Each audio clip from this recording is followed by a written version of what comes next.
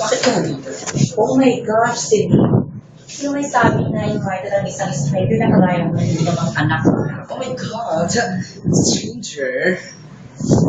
Alam mo ba kung ano yung stranger? Estranghero. Isang kagaya mo, hindi na imbitado at nagiging gate crusher. Oh my God!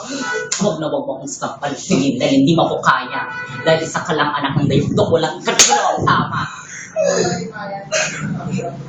Hindi mo ba alam ng nanay mo isang kabit ni daddy? At hindi na ako magtataka na ganun ka rin. Alam mo na ang boyfriend ko si Nathan.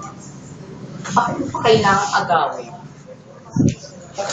Magkaibigan kita si Lynn, pero sa ginawa mo, kinakalimutan na kita bilang isang kaibigan. At itong tandaan mo talaga mo sa kukote mo. Huwag na huwag kang magpapakita sa akin. Ito, hindi na magatahan.